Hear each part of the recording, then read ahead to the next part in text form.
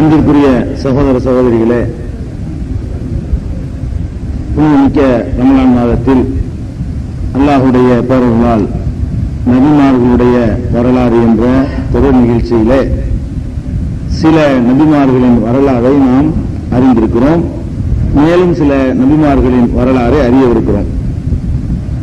கடந்த 2 நாட்களாக சாலிஹி நபி அவர்களுடைய வரலாற்றில் முக்கியமான பகுதிகளை அறிந்தோம்.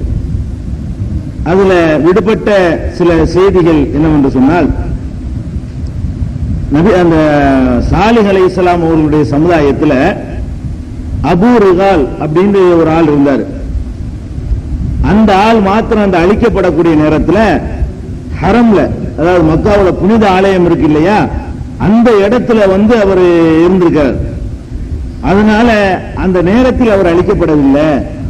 அந்த இடத்தை விட்டு வெளியேற்றப்பட்ட பிறகு உலகத்தின் எந்தெந்த பகுதிகளில் அந்த சமுதாயம் பிரிந்து கிடந்தார்களோ அவங்களெல்லாம் கூட அழிக்கப்பட்டாங்க. இந்த ஒரு ஆள் மட்டும் கொஞ்ச நேரம் தப்பிச்சுக்கிட்டாரு. பிறகு அவர் அழிக்கப்பட்டாரு. அவருடைய கபர் மக்காவில் இருக்கிறது என்று நபி ஸல்லல்லாஹு அலைஹி வஸல்லம் அவங்களை காட்டி அவங்களே சொல்றாங்க, இந்த ஆள் அபூ ரிகால்ங்கிற ஆளு, இவர் சமுதாயத்தை சேர்ந்தவர். இவர் அந்த அழிக்கப்படுற நேரத்தில் ஹரம் எல்லையில, புனிதமிக்க ஆலயத்தினுடைய எல்லையில், அந்த அப்ப கட்டடம் கிடையாதுல, இப்ராஹிம் நபி மறுபடியும் கட்டுறாங்க, சீலம் அடைஞ்சு போச்சு, அந்த ஏரியாவில் அவர் இருந்துட்டாரு. அதன் காரணமாக அவர் அந்த நேரத்தில் அழிக்காம அந்த ஏரியாவுக்கு வெளியேறின பிறகு கொஞ்சம் லேட்டாக அழிக்கப்பட்டு அந்த இடத்தில் அடக்கம் செய்யப்பட்டார் என்று சொல்லி இந்த ஆளுடைய சம்பவத்தை நபி ஸல்லல்லாஹு அலைஹி வஸல்லம் சொல்லியிருக்கிறாங்க. இது ஹாக்கிம்ங்கிற நூல்ல 80941வது ஹதீஸா இடம்பெற்றிருக்கிறது. இது ஒரு முக்கியமான ஒரு சம்பவம் அதெல்லாம் தெரிகிறது. இந்த ஒட்டகம் இந்த பள்ளத்தாக்கிலிருந்து சொன்னோம் இல்லையா, அதுவும் ஹாக்கிம்ங்கிற நூல்ல தான் இடம்பெற்றிருக்கிறது. இது ஆதாரப்பூர்வமான ஹதீஸ். இதுல எந்த ஒரு அறிவிப்பாளர் கோளாறம் இல்லை என்று சொல்லி எல்லா அறிஞர்களும் ஏகமானதா சொல்லியிருக்கிறாங்க. இது அந்த சாலிஹ் நபி சமுதாயம் சம்பந்தப்பட்ட விடுபட்ட செய்திகள்.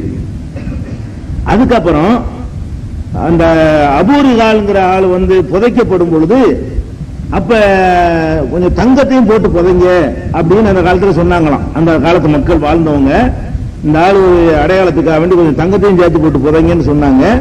நீங்க வேணா தோண்டி பாருங்க, அங்க தங்கம் இருக்கும் அப்படின்னு ரசூல் ஸல்லல்லாஹு அலைஹி வஸல்லம் சொன்னதாகவும் தோண்டி பார்த்ததாகவும் அப்ப தங்கம் எடுத்ததாகவும் அப்படி ஒரு அறிவிப்பும் இருக்கிறது.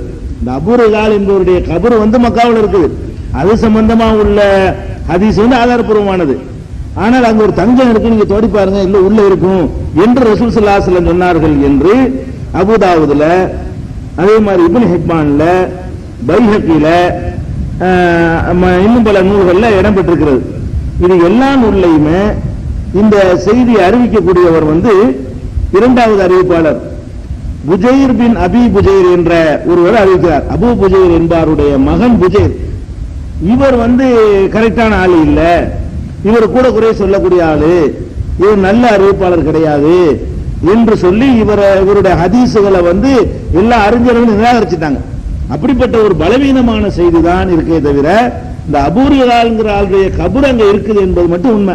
எங்கேயோ இருந்த சமுதாயம் ஹிஜ்ர் ஊர்ல உள்ளவனுடைய கபர் இங்க இருக்குது என்று கேட்டால் அவன் ஒரு வேலையா வந்திருக்கிற இடத்துல இந்த ஹரம் எல்லைக்குள்ள மாட்டிக்கிட்டான், அதனால இந்த ஆள் மட்டும் தப்பிச்சுக்கிட்டான்னு சொல்லி பெருமானார் ஸல்லல்லாஹு அலைஹி வஸல்லம் சொல்லி இருக்கிறாங்க. இதுக்கு நமக்கு ஆதாரம் கிடைக்குது.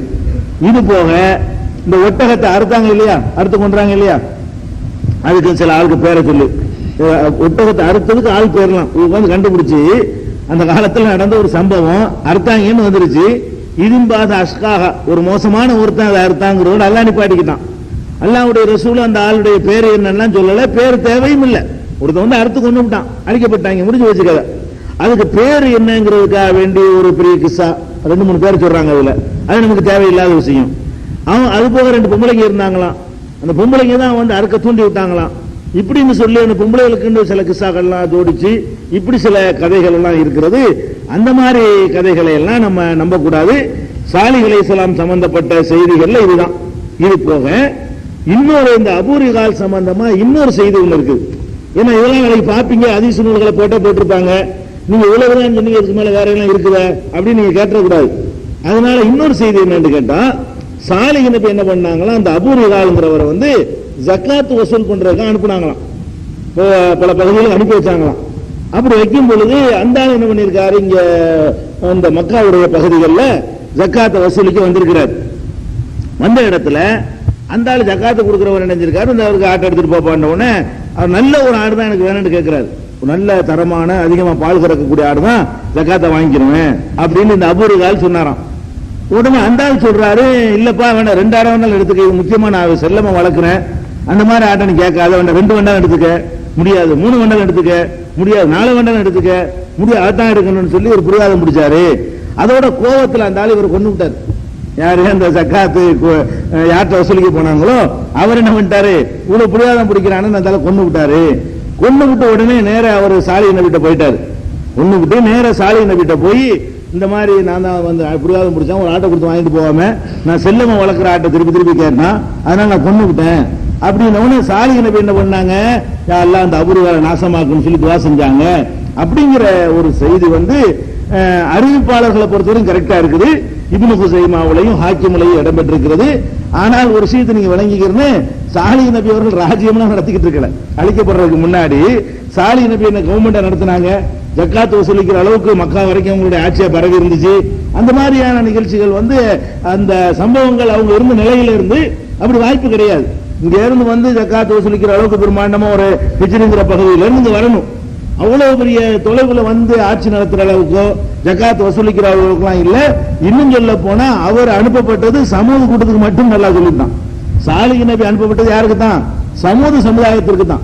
மக்கா பகுதிகளில் எல்லாம் சமூக சமுதாயம் வாழல, அவங்களுக்கு அனுப்பியிருக்க முடியாது. மக்கா பகுதிகளில் எல்லாம் வேற வேற சமுதாயங்கள் வாழ்ந்து கொண்டிருக்கிறது.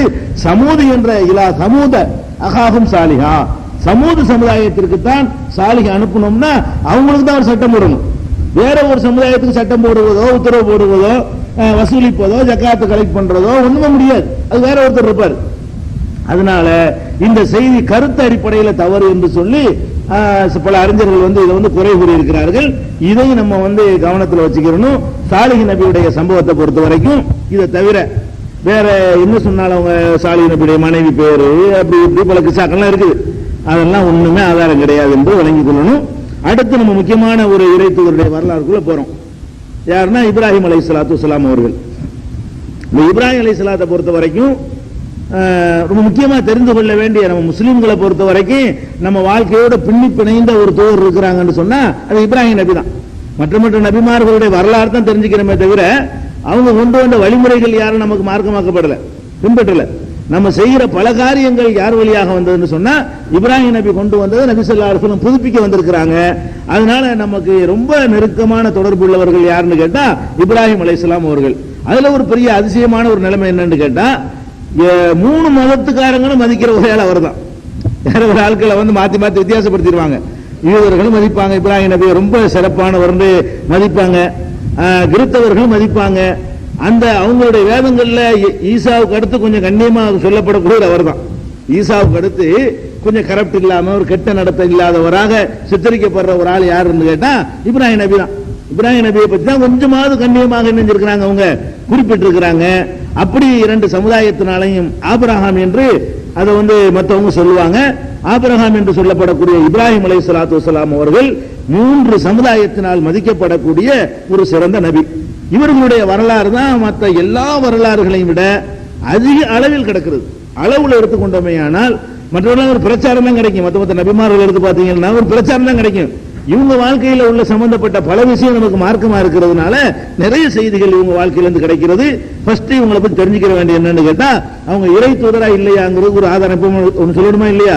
இறை தூதர்தான் என்பதற்கு வந்து திருக்குர்ஆன்ல 19வது அத்தியாயம் 41வது வசனம் அல்லாஹ் சொல்கிறான், ஒதுக்குர் ஃபில் கிதாபி இப்ராஹிம், இந்த வேதத்தில் இப்ராஹிம் நபியை பற்றி நினைவு கூறுவீர்களாக, இன்னஹுக்கான சித்தியக்கன் நபியா, அவர் உண்மையாளராகவும் நபியாகவும் இருந்தார். அல்லாஹ் நபின்னு வார்த்தையை போட்டு விட்டான். அதனால சுத்தி வளர்ச்சிக்கிட்டுலாம் நபிக்கு ஆதாரம் காட்ட வேண்டியதில்லை. இப்ராஹிம் அவர்கள் நபி தான், ரசூல் தான், எந்த ஒரு டவுட்டுமே கிடையாது. ஃபர்ஸ்ட் விளங்கிக்கிற வேண்டியது அந்த இப்ராஹிம் அலைஹிஸ்ஸலாமுடைய அந்த பாரம்பரியம் தலைமுறை என்ன. ஒரு இப்ராஹிம் நபின்னு ஒருத்தர் தெரிஞ்சுக்கிறாருன்னா அவருடைய பரம்பரை ஏதாவது தலைமுறை என்ன அப்படின்னு சொல்லி அதுக்கு ஒரு பட்டியல் போடுவாங்க. என்ன போடுவாங்கன்னு கேட்டா இப்ராஹிமுடைய தகப்பனாருங்கிறவர் வந்து தாரிக்ங்கிறவர் அவருடைய தகப்பனாரு, அவருடைய தகப்பனார் நாகூர், நாகூர்ந்த தகப்பனாராம். அவருடைய தகப்பனார் சாரூர், அவருடைய தகப்பனார் ராவு, அவருடைய தகப்பனார் சாலிஹ், அவருடைய தகப்பனார் ஆபிர், அவருடைய தகப்பனார் சாலிஹ், அவருடைய தகப்பனார் அர்ஃபஹஸ்து, அவருடைய தகப்பனார் சாமு, அவருடைய தகப்பனார் நூஹு. நூஹு வரைக்கும் போறாங்க, எழுதி வச்சுக்கிறாங்க. இப்படி போய் எங்க வரைக்கும் போகுது? நூஹு நபியில இருந்து ஒரு 9-10 பேரை சொல்றாங்க. நான் கேட்கிறேன், உங்க முப்பாட்டனார் பேர் என்னங்க உங்களுக்கு தெரியுமா? உங்க தகப்பனார் உங்களுக்கு தெரியும். உங்க தகப்பனாருடைய தகப்பனார் பேர் வேண்டால் அது கொஞ்சம் பேருக்கு தெரியும். அவருடைய தகப்பனார் பேரை கேட்டா ஒரு 95% பேருக்கு தெரியாது. அவருடைய தகப்பனார் பேட்டா ஒத்துக்கும் தெரியாது. உங்கள யாருக்குமே உங்களுடைய 4வது தகப்பனார் யாருன்னு கேட்ட சொல்ல தெரியாது. இது இந்த லட்சணத்தில் உட்கார்ந்துகிட்டு ஒரு ஆதாரம் இல்லாம இப்ராஹிம் நபிக்கு தகப்பனார் பேரை சொல்லி, தகப்பனாருக்கு தகப்பனார் பேரை சொல்லி, அந்த தகப்பனாருக்கு தகப்பனார் பேரை சொல்லி, அந்த தகப்பனார் நூஹ் நபி வரைக்கும் போறாங்க. இதெல்லாம் கப்சா. இதெல்லாம் இந்த அல்லாஹ்வுடைய ரசூல் சொல்லல, அல்லாஹ்வும் சொல்லல. இந்த சொல்லும் பொழுது குர்ஆனுக்கு எதிராக பொய் வேற. அல்லாஹ் இப்ராஹிம் அலைஹிஸ்ஸலாமுடைய தகப்பனார் பேர் ஆசர்ங்கறான். ஆசர்னு குர்ஆன்ல வருது. குர்ஆன்ல என்ன வருதுன்னு கேட்டா, இது காலலி அபிஹி ஆசர, தன்னுடைய தந்தை ஆசரிடத்தில் இப்ராஹிம் நபி பேசினார்னு சொல்லி தகப்பனார் பேர் ஆசர்னு அல்லாஹ் சொல்றான். அதை கூட கவனிக்காம தகப்பனாருடைய பேர் தசாரிஹ்னு எழுதி வச்சுக்கிறாங்க. என்ன அல்லாஹ் ஒரு அப்பன் பேரை சொல்லும்போது நீ என்ன மாத்துறத? எல்லாம் கற்பனை. குர்ஆன்ல இருக்கிறதுக்கு மாத்தமா வரணும் எவ்வளவு வேணும். எல்லா தஃசீர்களும் இதை ஒரு பெரிய முக்கியமான அவருடைய பாரம்பரியம் போட்டு எல்லா தஃசீர்களையும் தைரியமா எழுதி வச்சுக்கிறாங்க. கொஞ்சம் கூட இறையச்சம் இல்லாம அல்லாஹ் தகப்பனார் பேரை சொல்லட்டாலும் பரவாயில்லை. அந்த விஷயத்துல கற்பனை செஞ்ச குற்றமாச்சு ஒரு குற்றமாயிரும். அல்லாஹ் சொன்னது மாத்தமா செஞ்சா 2 குற்றமாவதுல. கற்பனை செஞ்ச ஒரு குற்றம், அல்லாஹ்வுக்கு எதிராக செஞ்ச கற்பனை ஒண்ணு, 2வது குற்றமாயிரும். அதனால இப்ராஹிம் அலைஹிஸ்ஸலாத்துக்கு அவங்க தகப்பனார் பேர் தெரியும், அவ்வளவுதான். ஆசர் என்பவருடைய மகன் அவரு. தகப்பனுக்கு மகனுக்கு நடந்த போராட்டங்கள்லாம் பின்னாடி வருகிறது. ஆசருடைய மகன், அதோடு நிறுத்திக்கணும். இது ஒண்ணாச்சா. இப்ராஹிம் அலைஹிஸ்ஸலாம் அவர்கள் ரசூல் ஸல்லல்லாஹு அலைஹி வஸல்லம் பத்தி உங்களுக்கு தெரியும், இந்த கேட்டிருப்பீங்க, நபிகள் நாயகம் நேர்முக வர்ணையில பார்த்திருப்பீங்க. அவங்களே ஒரு நிதானமான உயரமா இருப்பாங்க. ரசூல் ஸல்லல்லாஹு அலைஹி வஸல்லம் ரொம்ப குள்ளமா இருக்க மாட்டாங்க. அவங்களே கொஞ்சம் நல்ல உயரமாக வாட்ட சாட்டமா இருக்கக்கூடியவங்க. நபி ஸல்லல்லாஹு அலைஹி வஸல்லம் சொல்றாங்க, நான் மேராஜ்ல ரசூல் ஸல்லல்லாஹு அலைஹி வஸல்லம் அவர்கள் இப்ராஹிம் அலைஹிஸ்ஸலாத்தை நான் பார்த்தேன். அல்லாஹ் எனக்கு காட்டினா அவரை பார்த்தேன். எப்படி பார்த்தேன்னு சொன்னா, அவரை ரொம்ப, அதாவது அவர் தலையை எப்படி நிமிர்ந்து தான் பார்க்க வேண்டி இருந்துச்சு. அவ்வளவு உயரம். ரசூல் ஸல்லல்லாஹு அலைஹி வஸல்லம் உயரமான ஆளு. ரசூல் ஸல்லல்லாஹு அலைஹி வஸல்லம் சொல்றாங்க, அவரை பார்க்கும்போது எப்படி இருந்தார். மற்ற ஆளுகளுக்கு எல்லாம் சொல்லல. எல்லாரும் மூசா நபிக்கு எப்படி உயரம் சொல்லல, ஈசா நபிக்கு உயரமா இருந்தாங்கன்னு சொல்லல. இந்த பார்த்த ஆட்கள்லயே ரொம்ப உயரமான ஆள் ஆதம் அலைஹிஸ்ஸலாத்துக்கு சொல்லிட்டாங்க 60 முழம். அது ரசூல் ஸல்லல்லாஹு அலைஹி சொல்லிட்டாங்க. மீதி இந்த 6 பேர் இருக்கு பாருங்க, 6 வானத்துல பார்த்தாங்கன்னு வருது. அதுல வரும் பொழுது இப்ராஹிம் அலைஹிஸ்ஸலாம் தான் உள்ளதுல உயரமா காட்டுறாங்க. ரசூல் ஸல்லல்லாஹு அலைஹி வஸல்லம் பார்த்தோம்னு சொன்னா இப்படி நிமிர்ந்து தான் பார்க்கணும். உங்களை என்னால் அவரை நிமிர்ந்து தான் பார்க்க முடிந்தது என்ற அளவுக்கு உயரமா இருந்தாரு என்று ரசூல் ஸல்லல்லாஹு அலைஹி வஸல்லம் சொல்றாங்க. அப்ப இப்ராஹிம் அலைஹிஸ்ஸலாம் அவர்களுடைய ரொம்ப உயரமான ஒருவராக இருந்தார் என்பது நமக்கு விளங்கிக் கொள்கிறது. அந்த உயரமா இருந்தது கூட அந்த காபாவும் இவ்வளவு உயரத்து கட்டிருக்காரு நம்ம நினைச்சு பார்த்தோம். காபா இருக்க ஒரு மனிதன் பள்ளியாது இந்த உயரம் தான் போதும் தானே. சரியான உயரமா கட்டிருக்குது, ஆளு சரியான உயரம். அதனால இந்த காபாவுடைய அளவெல்லாம் வச்சு பார்க்கக்கூடிய நேரத்தில் ரசூல் ஸல்லல்லாஹு அலைஹி வஸல்லம் அப்படி அழகா பொருந்தி வருது. அவ்வளவு உயரமா இருந்தா அந்த காலத்துல இதெல்லாம் சாரம்லாம் கட்ட முடியாது, ஏனிலாம் கிடையாது. இந்த மாதிரி எல்லாம் போட்டு கட்டிக்கலாம் கஷ்டம். அது ஆளே நல்ல உயரமா இருக்க போய் தான் அவர் உயரத்துக்கு தகுந்த மாதிரி இணைஞ்சிருக்காரு, அதை கட்டிருக்காருங்கிற விளங்கிக்கணும். நல்ல உயரமா இருந்திருக்காங்க, எட்டி தான் பார்க்கணும். எட்டி பார்க்கும் அளவுக்கு இப்ராஹிம் அலைஹிஸ்ஸலாம் அவர்கள் உயரமாக இருந்தார்கள் என்று ரசூல் ஸல்லல்லாஹு அலைஹி வஸல்லம் சொல்றதுல இருந்து இவங்க சொல்ற கணக்கு 5000 வருஷம்லாம் இருக்க வாய்ப்பில்லை. அப்படி பார்த்தா 5000 வருஷம் இருக்க வாய்ப்பில்லை. அதை இவங்களா ஒரு குறிப்பிட்ட தலைமுறையை போட்டுக்கிட்டு 5000 வருஷத்துக்கு முந்தைய இப்ராஹிம் அலைஹிஸ்ஸலாம் வந்ததா சொல்றாங்களே தவிர, அந்த உயரம் அதிகமான உயரத்தை வச்சு கொஞ்சம் கொஞ்சம் குறைஞ்சிக்கிட்டுல வருது. 5000 வருஷத்துல உலகம் குறைஞ்சிருக்காது. நம்ம ரசூல் ஸல்லல்லாஹு அலைஹி வஸல்லம் காலத்துல இருந்து 1500 வருஷம் என்ன குறைஞ்சு போச்சு? குறையவே இல்லை. ரசூல் ஸல்லல்லாஹு அலைஹி வஸல்லம் காலத்துக்கு நமக்கு 1400 வருஷம் ஆகுதுன்னா அவங்க காலத்து உயரத்தோட நம்ம ஏதாவது குறைஞ்சிருக்கோமா? ஒரு அரை இன்ச்சு ஆவரேஜா வேண்டாம் குறைஞ்சிருப்போமே தவிர ரொம்ப குறைஞ்சிடல. அப்ப எட்டி பார்க்கிற உயரமா இருந்தாருன்னா பல லட்சம் வருஷத்துக்கு முந்தி அவர் ஓடி போயிருக்கணும். அதை விளங்கிக்கணும். அவங்களுடைய வடிவம், முக அமைப்பு, இப்ராஹிம் அலைஹிஸ்ஸலாமுடைய முக அமைப்பு எப்படி இருக்கும்னு நீங்க பார்க்க ரசூல் ஸல்லல்லாஹு அலைஹி வஸல்லம் கேக்குறாங்க. அவரை நீங்க பார்க்க விரும்புறீங்களா? இப்ராஹிம் நபி எப்படி இருப்பாங்கன்னு தெரிஞ்சுக்கிற ஆசைப்படுறீங்களா? என்னைய பார்த்துங்க போதும், நான் தான் உங்களுக்கு ஒப்பா இருக்கிறேன் ரசூல் ஸல்லல்லாஹு அலைஹி வஸல்லம் சொல்லியிருக்கிறாங்க. ரசூல் ஸல்லல்லாஹு அலைஹி வஸல்லம் சொல்றாங்க, இந்த இப்ராஹிம் அலைஹிஸ்ஸலாத்துக்கு ரொம்ப நெருக்கமா இருக்கிறது, எங்க பாப்பா இப்ராஹிம் அலைஹிஸ்ஸலாத்துக்கு ரொம்ப நெருக்கமாக இருப்பவன் நான் தான் என்று பெருமானார் ஸல்லல்லாஹு அலைஹி வஸல்லம் சொல்லி இருக்கிறதுனால அந்த உயரத்தில் அவர் கூட இருக்கலாம். சாயல் உயரத்தில் அவர் கூடியிருந்தாலும் முகச்சாயல் இருக்குல்ல, முகச்சாயலை பொறுத்த வரைக்கும் இப்ராஹிம் அலைஹிஸ்ஸலாமுடைய முகச்சாயலும் என்னுடைய முகச்சாயலும் ஒண்ணு என்று பெருமானார் ஸல்லல்லாஹு அலைஹி வஸல்லம் சொல்லி இருக்கிறாங்க. அவங்களுடைய உயரத்தை சொன்ன ஹதீஸ் புகாரியில 3354 உயரமா நான் பார்த்தேன்னு சொன்னாங்களே, அது சஹீஹுல் புகாரியில 3354வது ஹதீஸ். அவங்கள என்னுடைய தோற்றத்துல இருந்தாங்க. நீங்க இப்ராஹிம் பார்க்க நினைச்சால் ஃபந்துரு இலா சாஹிபிக்கும், உங்களுடைய தோழராகி என்னை பாருங்கள் அப்படின்னு சொன்னாங்க இல்லையா. இது புகாரியில 3355 5913 ஆகிய ஹதீசுகள்லையும் அதே மாதிரி 3437 3394 ஆகிய ஹதீசுகள்லையும் அவங்களுடைய உயரம், அதாவது இது இவங்களுடைய உயரம் தானே, உயரம் சொல்லப்பட்டிருக்கிறது. தோற்றம் ரசூலுல்லாஹ்வுடைய தோற்றம் என்னுடைய தோற்றத்துக்கு இருந்தாங்க என்று சொல்லப்பட்டிருக்கிறது. இது அவங்களுடைய தெரிந்து கொள்ள வேண்டிய, அவங்களை பத்தி கிடைக்கிற தகவல்கள் கிடைக்கிறதான சொல்ல முடியும். அவங்களுடைய அம்மா பேர் தெரியல, வாப்பா பேர் தெரியுது நமக்கு, அவங்க அம்மா பேர் என்ன அது நமக்கு தெரியாது. இவங்க அம்மாவில இருந்து ஒரு 25 பேருக்கு எழுதி வச்சுக்கிறாங்க, நமக்கு அம்மா பேரே தெரியாது, சொல்லப்படல. அல்லாஹ்வும் சொல்லல, அல்லாஹ்வுடைய ரசூலும் சொல்லலன்னா கண்டுபிடிக்க இயலாது. எந்த ஒரு மனிதருடைய வரலாறு இருந்தாலும் சரி சொன்னாதான் அம்மா அத்தாவுடைய பேர் தெரியுமே தவிர சொல்லப்படாவிட்டால் யாராலையும் சொல்ல முடியாது. குர்ஆன் ஹதீஸ்ல இல்ல, கிடைச்ச தகவல் இவ்வளவுதான். அவருடைய உயரத்துக்கு தகவல் கிடைக்குது, அவருடைய அந்த தோற்றம் எப்படி இருக்கும் என்பதற்கு சில தகவல் கிடைக்கிறது. அதுக்கு அடுத்தது இப்ராஹிம் அலைஹிஸ்ஸலாத்தை பற்றி வரலாறுக்கு போறதுக்கு முன்னாடி அவருடைய சில தனிப்பட்ட சிறப்புகள், அல்லாஹ் எவ்வளவு உயர்ந்த இடத்துல அவங்கள வச்சிருக்கிறான், அவங்களுக்கு எப்படிப்பட்ட ஒரு மரியாதை அல்லாஹ் கொடுத்திருக்கிறான் அப்படின்றது கொஞ்சம் தெரிஞ்சுக்கிட்டோம்னா தான் அவருடைய வரலாறு நம்ம தெரிஞ்சுக்கலாம்.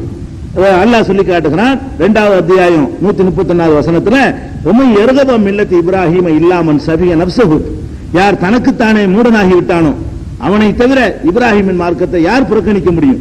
மூடன் தான் இப்ராஹிமுடைய மார்க்கத்தை புறக்கணிக்க முடியும், அறிவுள்ள யாரும் புறக்கணிக்க முடியாது, எல்லாம் அறிவுபூர்வமான ஆளு.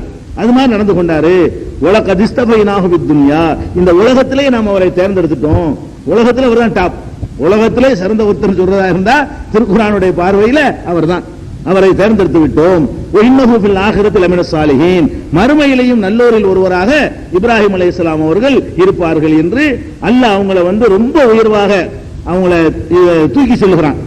அதே மாதிரி அவர்களை பாராட்டி சொல்லும் பொழுது ஒதுக்குர் இபாதனா இப்ராஹிம் வ இஸ்ஹாக் வ யாக்கூப், நமது அடியார்கள் இப்ராஹிம் இஸ்ஹாக் யாக்கூப் ஆகியோரை நினைவு கூறுங்கள்.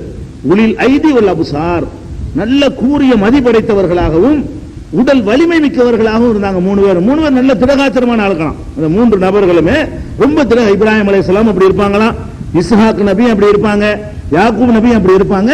ரொம்ப திடகாத்திரமான உடலமைப்பு பெற்றவர்களாகவும் கூரிய மதி புத்தி உள்ளவர்களாகவும் இருந்தார்கள், சார்பா சிந்திக்கக்கூடியவர்கள் அப்படின்னு சொல்லி 3 பேரையும் சேர்த்து பாராட்டும் பொழுது நல்ல திடகாத்திரமான ஒரு உடல் கட்டு பெற்றவர்களாக இப்ராஹிம் அலைஹிஸ்ஸலாம் இருந்திருக்கிறார்கள் என்பதை பார்க்கிறோம். அதே மாதிரி இது எங்க இருக்குன்னு கேட்டா 38வது அத்தியாயத்தில் 45, 46 ஆகிய வசனங்களில் பார்க்கலாம். அது இது போக இப்ராஹிம் அலைஹிஸ்ஸலாத்துடைய குடும்பத்தார் மனைவிட்ட வானவர்கள் நற்செய்தி சொல்றாங்க. குழந்தை பிறக்க போது வயசான காலத்துல குழந்தை பிறக்கிற நற்செய்தி பின்னாடி இந்த வரலாறு வரும். அப்ப அந்த அம்மா கேட்கும், நானே கிழவியா இருக்கேன், எனக்கு பிள்ளை பிறக்குமா, என்ன ஆச்சரியமான செய்தி சொல்லிட்டு இருக்கிறீங்க, நான் கிழவனா இருக்கேன், நான் கிழவியா இருக்கேன், இந்த ஆளு இவரும் கிழவரா இருக்காரு, பாலி சீகா, இந்த என் கணவர் சரியான கிழவரா இருக்காரு, எனக்கு பிள்ளை பிறக்க போதா அப்படின்னு கேட்கும் பொழுது அப்ப வானவர்கள் அந்த அம்மாவனுக்கு சொல்றாங்க, தாஜபீனமின் அம்ரில்லா, அல்லாஹ்வுடைய கட்டளையில் நீ ஆச்சரியப்படுகிறாயா அப்படின்னு சொல்லிட்டு, ரஹ்மத்துல்லாஹி வ பரக்காத்துஹு அலைக்கும் அஹ்லல் பைத், அஹ்ல பைத்துகளை இப்ராஹிமின் குடும்பத்தாரே, உங்க குடும்பத்தார் மீதெல்லாம் அல்லாஹ்வுடைய ரஹ்மத்தும் இருக்கிறது, அல்லாஹ்வுடைய பரக்கத்தும் இருக்கிறது. இன்னஹு ஹமீதுன் மஜீத், அவன் புகழுக்குரியவன், அவன் மதிப்பு மிக்கவன் என்று அவங்கள பாராட்டினாங்க இல்லையா. இதை வச்சுதான் ரசூல் ஸல்லல்லாஹு அலைஹி வஸல்லம் நம்மள துஆ செய்ய சொன்னாங்க. ரஹ்மத்துல்லாஹி பரக்காத்துஹு அலைக்கும், உங்கள் மீது ரஹ்மத்து பரக்கத்து இருக்கிறது. இதே ஹமீது மஜீத் தான் வரும். அதுல எதுல நம்ம ஓதுற ஸலவாத்துல அல்லாஹும்ம ஸல்லி அலா முஹம்மதின் வ அலா ஆலி முஹம்மதின் கமா ஸல்லைத அலா இப்ராஹீம வ அலா ஆலி இப்ராஹீம இன்னக ஹமீதுன் மஜீத், அதே இந்த வார்த்தையிலிருந்து தான் ரசூல் ஸல்லல்லாஹு அலைஹி வஸல்லம் அல்லாஹ்வே தான் அருள் புரிந்ததாக ரஹ்மத்து பரக்கத்தெல்லாம் அந்த குடும்பத்தாருக்கு இருக்குன்னு சொல்றானே, அந்த மாதிரி எனக்கும் கிடைக்கட்டும், எனக்கா நீங்க கேளுங்க அப்படின்னு சொல்லிருக்காங்க ரசூல் ஸல்லல்லாஹு அலைஹி வஸல்லம். இந்த 1173வது வசனத்தின் அடிப்படையில தான் தனக்காக வேண்டி துஆ செய்யும் பொழுது, தொழுகையில செய்யும் பொழுது யாருக்கு செஞ்ச மாதிரி கேட்க சொல்றாங்க, இப்ராஹிம் நபிக்கு அருள் செஞ்ச மாதிரி முகமதுக்கு அருள் செய்யுன்னு கேளுங்க. இப்ராஹிம் குடும்பத்தாருக்கு அருள் செஞ்ச மாதிரி முகமதுடைய குடும்பத்தாருக்கு அருள் செய்யுமாறு கேளுங்க. அவ்வளவு அல்லாஹ் செஞ்சிருக்கிறான், அருளும் பாக்கியமும் அள்ளி கொட்டிருக்கிறான் அவங்களுக்கு. அந்த மாதிரி செய்யுங்க என்று சொல்லி பெருமானார் ஸல்லல்லாஹு அலைஹி வஸல்லம் அவர்கள் நமக்கு ஸலாத்து சொல்ல சொல்லியிருக்கிறாங்களே, அதுல இருந்து நம்ம அவங்களுடைய சிறப்பான தகுதியை விளங்கிக் கொள்ளலாம். ஒரு சந்தர்ப்பத்தில் நபிகள் நாயகம் ஸல்லல்லாஹு அலைஹி வஸல்லம் அவர்கள்ட்ட ஒரு மனிதர் வந்து யா ஹைரல் பரியா அப்படின்னு கூப்பிடுறாரு. உலக மக்களில் எல்லாம் சிறந்தவரே, ரசூல் ஸல்லல்லாஹு அலைஹி வஸல்லம் பார்த்து உலக மக்களில் எல்லாம் சிறந்தவரே அப்படின்னு சொல்லும் பொழுது உடனே பெருமானார் ஸல்லல்லாஹு அலைஹி சொல்றாங்க ஸாக இப்ராஹிம் அலைஹிஸ்ஸலாம். சொல்லாது, அது இப்ராஹிம் நபி தான். அது உலக மக்களில் எல்லாம் சிறந்தவர்னு சொல்றாங்க. யார சொல்லணும்? இப்ராஹிம் நபி தான் சொல்லணுமே தவிர, ஏன்னா அவரை நான் பின்பற்ற கடமைப்பட்டிருக்கிறேன். அவர் வழியில போண்டு எனக்கு அல்லாஹ் கட்டளை விடுறான். அவருக்கு செஞ்சார்கள் நாங்க கேட்டுக்கிட்டு இருக்கும் பொழுது அவருக்கு மேல நீ தூக்க பாக்குறியா நீ அப்படின்னு சொல்லி பெருமானார் ஸல்லல்லாஹு அலைஹி வஸல்லம் உடனே என்ன சொல்றாங்க? யா ஹைரல் பரியாண்ட உடனே மக்களில் எல்லாம் தலை சிறந்தவரே, உலக மாந்தருக்கெல்லாம் நீங்க தான் ஃபர்ஸ்ட்ங்கறார். அவரு இல்ல, ஃபர்ஸ்ட் இப்ராஹிம் தான், தாக்க இப்ராஹிம், நானே இல்லன்ட்டாங்க. அவங்க உலக நபியா இருக்கலாம், வேறு சில தகுதிகளை எல்லாம் கொடுத்திருக்கிறான். டோட்டல்ல யாரு மேலன்னு பாத்தீங்கன்னா ரசூல் ஸல்லல்லாஹு அலைஹி வஸல்லம் வாயினால பார்த்தாலும் சரி, குர்ஆன்ல இருந்து பார்த்தாலும் சரி, இப்ராஹிம் நபி தான். அதுக்கு மேல ஒண்ணும் வைக்கவே முடியாது. அவ்வளவு பெரிய அந்தஸ்து அவருக்கு. எப்படிங்க கலீல் ஆக்கிட்டாங்க அல்லாஹ்? யாருங்க கலீல் ஆக்குனா? அல்லாஹ் வந்து அவரை கலீலுங்கிறான். கலீல்னா என்ன? ஃப்ரெண்ட், நண்பன். கடவுளுக்கு மனுஷன் நண்பன் ஆக முடியுமா? குர்ஆன்ல எவ்வளவு பேர் அல்லாஹ் சிலாயிச்சு சொல்றான். யாரையாச்சும் நண்பன் இருக்கானா? ஒருவரையும் நண்பன் சொல்லல. இத்தகதல்லாஹ் இப்ராஹிம கலீலா, இப்ராஹிமை தான் அல்லாஹ் கலீலாக ஃப்ரெண்ட் ஆக்கிட்டான். மனித குலத்துல பிறந்த ஒருத்தரை அல்லாஹ் தனக்கு நண்பராக்கி கொண்டதாக சொல்வதுன்னு பாத்தீங்கன்னு சொன்னா யாருதான்? இப்ராஹிம் நபி தான் அப்படிங்கறத பாக்குறோம். இது முஸ்லீம்ல இந்த ஹதீஸ், அதாவது மனிதர்களிலே சிறந்தவரே என்று கேட்கும் பொழுது அது இப்ராஹிம் நபி தான் என்று சொன்னது சஹீஹ் முஸ்லீம்ல 4367வது ஹதீஸாக நீங்க பார்க்கலாம். முஸ்லீம் மாத்திரம் இல்லாம அபுதாவுது, நஸீ, இன்னும் பல நூல்கள் அது இருக்கிறது. ஒண்ணு போதுங்கிறதுக்காக அது இப்ராஹிம் நபியை கலீல் ஆக்கிட்டேங்கிறான. அது எங்க இருக்குன்னா சூரத்துல் இதுல 4வது அத்தியாயம் நிசா 125வது வசனம், 4வது அத்தியாயம் 125வது வசனத்துல இத்தகதல்லாஹு இப்ராஹிம கலீலா, இப்ராஹிமை அல்லாஹ் வந்து கலீலாக ஆக்கி கொண்டான், உற்ற நண்பராக ஆக்கி கொண்டான் அப்படின்னு சொல்லி திருக்குர்ஆன்ல சொல்லுது. கலீல்னா என்ன? அதை விளங்கிக்கணும். அதாவது ரசூல் ஸல்லல்லாஹு அலைஹி வஸல்லம் சொல்லியிருக்கிறாங்க. என்ன சொல்றாங்கன்னு கேட்டா, அதாவது கலீலுக்கு முதல் அர்த்தம் விளங்கிக்கணும். கலீல்னா நண்பர்னு வழக்கமா சொல்லிடுவாங்க, அப்படி அர்த்தம் கிடையாது. கலீல்னு சொன்னா ஒரே நண்பர் அப்படின்னு அர்த்தம். ஒரு ஆள் மேல நம்ம வச்சோம்னா அவர் தான் கலீல்னு தேர்ந்தெடுத்த பிறகு எல்லா நட்பையும் முடிச்சுக்கணும். அதுக்கு பேர் தான் ஹுல்லத்துன்னு சொல்றது. நட்பு, அந்த நட்பு தாண்டின வார்த்தை இது. இதுக்கு தமிழ்ல என்ன சொல்றதுன்னு நமக்கு தெரியல. கலீல் என்ற அந்த அரபு சொல்லுக்கு என்ன அர்த்தம்னா, கலீல்னு எனக்கு இவர் கலீல்னு சொன்னா மத்த யாருமே இல்ல, மத்த எல்லா நட்பையும் இவர் தான் எல்லாமே. அப்படி இரண்டரை கலந்து விட்ட நட்பு இருக்கு பாருங்க, அதுதான் கலீல்னு சொல்லணும். அதான் அதுக்கு அர்த்தம் என்பதற்கு நபிகள் நாயகம் ஸல்லல்லாஹு அலைஹி வஸல்லம் அவங்களே என்ன செஞ்சிருக்காங்கன்னு கேட்டா ஒரு பொன்மொழியில சொல்றாங்க. அவங்க தன்னை கலீல்ங்கறாங்க. எப்படி சொல்றாங்கன்னு கேட்டா, இன்னி அபரவு இலல்லாஹி ஐயக்கூன லீ மின்கும் கலீலும், உங்கள ஒரு ஆளை வந்து நான் கலீலாக்கி கொள்வதை விட்டு நான் விலகிக் கொள்கிறேன். உங்கள ஒரு ஆளை நான் கலீல், சாதாரண நட்பு இருக்கலாம், கலீல் என்ற உயிர் நண்பன் வச்சுக்கிறீங்களேன். அப்படி நம்ம தமிழ்ல வார்த்தை கிடைக்காதனால எப்படி போட்டுக்கிறோம்? உயிர் நண்பன். உங்களில் உயிர் நண்பராக ஒருவரை எடுத்துக் கொள்வதை விட்டும் நான் விலகிக் கொள்கிறேன். ஏன் விலகிக் கொள்கிறேன் என்றால், அல்லாஹ் என்னை உயிர் நண்பன் என்று தேர்ந்தெடுத்து விட்டான், இப்ராஹிமை தேர்ந்தெடுத்தது போலவே ரசூலுல்லாஹ் சொல்றாங்க. இப்ராஹிமை கலீலாக தேர்ந்தெடுத்தது போலவே என்னையும் அல்லாஹ் வந்து கலீல் ஆக்கிட்டான். அல்லாஹ் கலீல் ஆக்கின பிறகு நான் இன்னொரு ஆள் ஆக்க முடியாது, ஒரு ஆள் தான் இருக்க முடியும். அல்லாஹ் எப்ப என்னை கலீல் ஆக்கிட்டானோ ஒரு ஆள் தான் இருக்க முடியும். அதனாலதான் அபூபக்கர் கூட நான் கலீல் ஆக்கவில்லைங்கிறாங்க.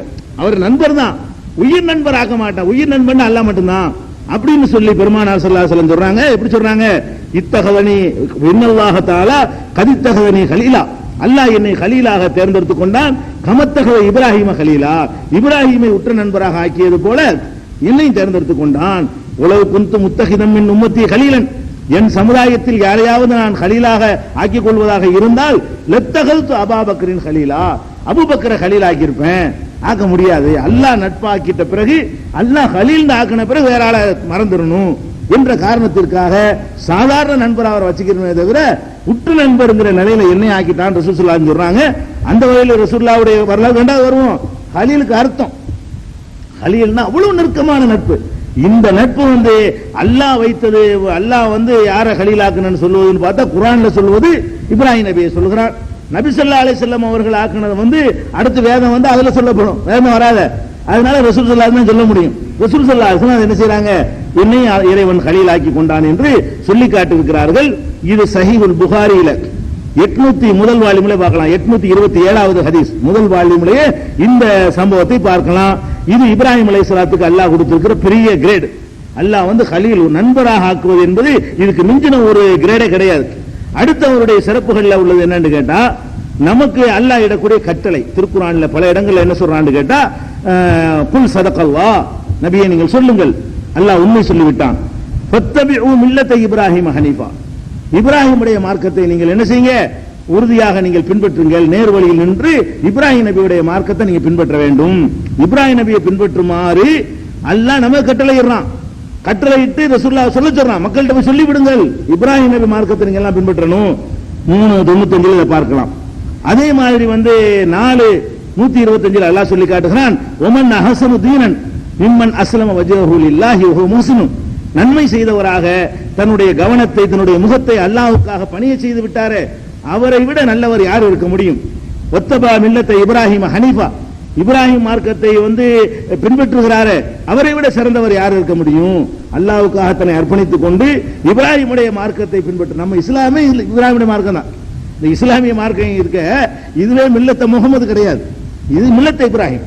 இப்ராஹிம் நபியுடைய மார்க்கம் தான் இதே தவிர இது வந்து முகமதுடைய மார்க்கம் கிடையாது. அல்லாஹ் சொல்றதுல அப்படிதான் வழங்குது. இப்ராஹிமுடைய மார்க்கத்தை பின்பற்றுவனை தவிர அப்ப மிகச் சிறந்தவன் யார் இருக்க முடியும் என்று 4:125 வசனத்துல அல்லாஹ் கேட்கிறான். அதுக்கு அடுத்து 16:123 அல்லாஹ் சொல்றான், சும்மா ஊஹைனா இலைக்க, பின்னர் முகமதே உனக்கு நாம் தூது செய்து அறிவித்திருக்கிறோம், அனித்தபி மில்லத்தை இப்ராஹிம் ஹனீஃபா, இப்ராஹிமுடைய மார்க்கத்தை தான் நீ பின்பற்ற வேண்டும் என்று உனக்கும் நம்ம கட்டளையிட்டு இருக்கிறோம். உங்க ஞாபகத்தில் வச்சுக்க, உனக்கு நான் போட்ட கட்டளை என்ன, இப்ராஹிம் மார்க்கத்தை நீ பின்பற்ற வேண்டும் அப்படின்னு சொல்லி நபிகள் நாயகம் ஸல்லல்லாஹு அலைஹி வஸல்லம் அவர்களையே இப்ராஹிம் நபி மார்க்கத்தை பின்பற்றுங்கள் என்று கட்டளையிட்டது 16வது அத்தியாயத்தில் 123வது வசனத்தில் பார்க்கலாம். அப்ப அவங்களுடைய சிறப்பு கிரேடு எங்கேயோ போயிட்டு இருக்கிறாங்கன்னு விளங்குது. அது மாத்திரம் இல்லாம நபிகள் நாயகம் ஸல்லல்லாஹு அலைஹி வஸல்லம் சொல்றாங்க, மறுமை நாள்ல எல்லா மனிதர்களும் வந்து நிர்வாணமாக எழுப்பப்படுவார்கள். அந்த ஒரு நாள்ல, அந்த ஒரு நாள் விசாரிக்கப்படுவாங்க இல்லையா, யாரும் எந்த ஆடையும் அணிந்திருக்க மாட்டார்கள். எப்படி பிறந்தார்களோ அப்படி குர்ஆன்ல எப்படி இருக்கமா பதாக்கும் தஊதுன், எப்படி நீங்கள் ஆரம்பத்தில் இருந்தீர்களோ அப்படித்தான் நாங்க திரும்பி வருவீங்க. பிறகு சட்டை வெட்டிட்டு சட்டை பெண்ணெல்லாம் போட்டுட்டா பிறந்தோம் இல்ல, அந்த மாதிரி தான் நீங்கள் என்ன செய்வீங்க, பிறந்த மாதிரியே வருவீர்கள்ங்கிறது அல்லாஹ் இலக்கியமாக சொல்லி காட்டுகிறான். நபிகள் நாயகம் ஸல்லல்லாஹு அலைஹி வஸல்லம் தெளிவான வார்த்தைகளால் சொல்றாங்க, எல்லாருமே நிர்வாணமாகத்தான் எழுப்பப்படுவார். ஆணா இருந்தாலும் பெண்ணா இருந்தாலும் எல்லாருமே அன்றைய தினத்தில் நிர்வாணமாகத்தான் எழுப்பப்படுவார்கள். அப்ப ஆயிஷா நாயகி கேட்கிறாங்க, அது எப்படி ஆணு மண்ணு கலந்திருக்குமோ, நிர்வாணம் வந்து ரொம்ப வெக்கமா இருக்குமே, அது எப்படி அது சரியா வருமான்னு சொல்லி ஆயிஷா நாயகி விளக்கம் கேட்கும் போது கூட நபி ஸல்லல்லாஹு அலைஹி வஸல்லம் சொல்றாங்க, நீ வேறயா, அங்க நிலைமை வேற மாதிரி இருக்கு, நீ என்ன பேசுற, அங்க நான் பொழப்பனான்னு பயந்துக்கிட்டு நடுங்கிக்கிட்ட நேரத்துல இந்த மாதிரி ஆகுமா ஒருத்தனுக்கு வரும், நீ என்ன பேசுறேங்கிற ஆயிஷா நாயகிட்ட. உள்ளமுறை அசத்தலாத அழிக்க நீ நினைக்கிற மாதிரி அதெல்லாம் கடுமை, அதெல்லாம் தாண்டி போச்சுமா, அப்படிலாம் ஆணு பெண்ணெல்லாம் பார்க்க இயலாது. அந்த குதிச்சு மூளை கொதிச்சுக்கிட்டு இருக்கல, என்னாவும் ஒரு தண்ணி கிடைக்குமா, அல்லாஹ் லேசா கேட்பானா கஷ்டமா கேட்பானா, தப்பிப்புமா. பரிச்சை ஹாலில் உட்கார்ந்துட்டு இருக்கும்போது பக்கத்துல உட்காந்துட்டு பொண்ணு பூ வச்சிருக்கா சட்டை அதையே பார்த்துட்டுமா ஒருத்தன், பரிச்சை ஹாலில் உட்கார்ந்துட்டு இருக்கல என்ன ஆகுமா பாஸ் ஆகுமா அப்படின்னு தான் பாப்பான். இந்த மாதிரி ரசூலுல்லாஹ் சொல்றாங்க, உள்ளமுறை அசத்தலாத அழிக்க, அதுக்கு மேல மிஞ்சி போயிருக்காரு, நீ வேற நிர்வாணமா அது ஒண்ணும் தெரியாது யாருக்குன்னு அப்படிங்கிறாங்க. அப்படி இருக்கும் பொழுது சொர்க்கத்துக்கு அனுப்பும் போது தானே ட்ரெஸ் போடுவாங்க, விசாரணை எல்லாம் முடிந்து சொர்க்கத்துக்கு போகும்போது ட்ரெஸ், முதல் ட்ரெஸ் யாருக்குன்னா இப்ராஹிம் நபிக்கு தான். ரசூலுல்லாஹ் சொல்றாங்க, அவ்வளவு யுக்ஸா, அப்ப எப்படி கிரேட் எல்லாம் கொடுக்குறான்னு பாருங்க. நபிகள் நாயகம் ஸல்லல்லாஹு அலைஹி வஸல்லம் சொல்றாங்க, முதலிலே ஆடை அனுபவிக்கப்படக்கூடியவர்கள் இப்ராஹிம் அலைஹிஸ்ஸலாம் அவர்கள் தான் ஃபர்ஸ்ட் கூப்பிட்டு முதல் மரியாதை. இந்த அவ்வளவு சமுதாயத்திலையும் கூப்பிட்டு இந்த முதல் ட்ரெஸ் போட்டுக்கன்னா அவர் தான் போறான்னு அர்த்தம். முதல்ல ஆடை அனுபவிக்கப்படக்கூடியவர் யார் என்று கேட்டால் இப்ராஹிம் நபி அவர்கள் தான் என்று பெருமானார் ஸல்லல்லாஹு அலைஹி வஸல்லம் சொன்ன செய்தி சஹீஹுல் புகாரியில 3447, 4625, 3349, 4740, 6526 ஆகிய இடங்கள்ல புகாரியிலும் இன்னும் ஏராளமான நூல்களில் பதிவு செய்யப்பட்டிருக்கிறது. மறுமையில் முதல் மரியாதை இப்ராஹிம் நபிக்கு தான், முதல் ஆடை வழங்கப்படுவது இப்ராஹிம் நபிக்கு தான் என்று சொன்னால் அவங்களுக்கு எவ்வளவு பெரிய அந்தஸ்து, எவ்வளவு பெரிய கிரேட் எல்லாம் கொடுத்திருக்கிறான், எவ்வளவு பெரிய மரியாதை. நட்பு, நண்பர் அர்த்தம், நண்பரை தேர்ந்தெடுத்துட்டான்ல, நண்பரா முதல் நண்பர் நபிகள் நாயகம் ஸல்லல்லாஹு அலைஹி வஸல்லம் கலீலா இருந்தா கூட முதல் கலீல் அவர் தான், அதுக்கு இரண்டாவது கலீல் தான் இவங்க.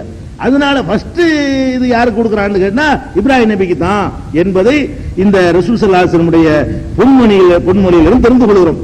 இது இப்ராஹிம் அலைஹிஸ்ஸலாமுடைய சிறப்பு சம்பந்தப்பட்ட செய்திகள். இதுக்கப்புறம் இப்ராஹிம் அலைஹிஸ்ஸலாம் அவர்கள் வரலாறுல தெரிந்து கொள்ள வேண்டிய விஷயம் என்னன்னு கேட்டா, அவங்களுடைய குடும்ப வாழ்க்கை. இப்ராஹிம் நபி ஒருத்தர் இருந்தாரு, நல்லா விளங்கிருச்சு.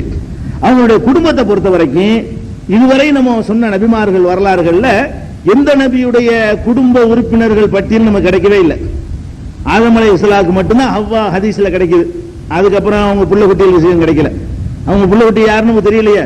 ஆதம் ஹவ்வா 2 பிள்ளைங்க இருந்தாங்கன்னு தெரியாது, ஒரு பேர் தெரியல. ஆல்ரெடி நம்ம சொல்லி இருக்கிறோம். இத்ரீஸ் நபின்னு சொல்றோம், அது மட்டும்தான் தெரியுது. அவர் பொண்டாட்டி யாரும் தெரியல, அப்பா யாரும் தெரியல, எத்தனை பிள்ளைங்க யாரும் தெரியல. அவர் வாரம் அப்படி போச்சு. அதுக்கப்புறம் நூஹ் நபி எடுத்தோம். நூஹ்ங்கிற நபி பேர் தான் தெரியுது, அவருடைய பிள்ளைங்க சரியில்லைன்னு தெரியுது, ஒரு பிள்ளைங்க ஒரு மனைவி சரியில்லைன்னு தெரியுது, சிலவங்க நல்லவங்க இருந்தாங்கன்னு தெரியுது. அவங்க யாரு அது தெரியல, பேர் என்ன விவரம் அது நமக்கு தெரியல. அது முடிஞ்சு போச்சு. அதுக்கு அடுத்து என்னன்னு கேட்டா ஹூத் நபி. அவங்க ஹூத் நபி தான் நமக்கு தெரியுது, முன்னாடி பிள்ளை ஒருவங்க கிடைக்கல. அடுத்து சாலிஹ் நபி. சாலிஹ் நபி தான். அவர் செஞ்ச பிரச்சாரம், அவருடைய தியாகம், அதைத்தான் சொல்றானே தவிர அல்ல அவருடைய முன்னாடி யாரு பிள்ளையார் அந்த விவரம் கிடைக்கல. இப்ராஹிம் நபியை பொறுத்த வரைக்கும் அவருடைய மனைவியரும் அவருடைய மக்களை பற்றியும் ஹதீசுகள்ல நிறைய, குர்ஆன்ல கிடையாது, ஹதீசுகள்ல நிறைய விவரங்கள் நமக்கு கிடைக்கிறது. இப்ராஹிம் அலைஹிஸ்ஸலாம் அவருடைய மனைவியுடைய பேர் சாரான்னு நம்ம வழக்கமா சொல்றோம் இல்லையா, அதுக்கு ஆதாரம் இருக்குது. அது ஒண்ணு கதை கிடையாது, வழக்கமா மக்கள் பேசிட்டு இருக்கிறோம் இல்லையா. இப்ராஹிம் நபியுடைய மனைவி ஒரு மனைவி பேர் என்னது, சாராங்கிறது அவங்களுடைய மனைவி. அப்படிங்கிறதுக்கு ஆதாரம் வேணும்னு சொன்னா நிறைய ஹதீசுகள்ல வருகிறது. இப்ராஹிம் நபியுடைய மனைவி சாரா தாண்டு. உதாரணமா நீங்க உதாரணத்துக்கு எடுத்துக்கொள்வதாக இருந்தால் 2217வது ஹதீஸ் புகாரியில, அதுல பாத்தீங்கன்னு சொன்னா இப்ராஹிம் அலைஹிஸ்ஸலாம் அவர்கள் இருக்கிற ஊர்ல பிரச்சாரம் பண்ணிவிட்டு அது வெறுத்து போய் இனிமே சரிப்பட்டு வரமாட்டாங்க என்று தெரிந்த பிறகு இன்னொரு ஊருக்கு ஹிஜ்ரத் பண்ணி போறாங்க. ஊர் பேர்லாம் வரல. அந்த ஹதீஸ்ல 2217 புகாரில் என்ன வருதுன்னு கேட்டா, இப்ராஹிம் நபி அவர்கள் அந்த மக்களுக்கு பிரச்சாரம் பண்றாங்க.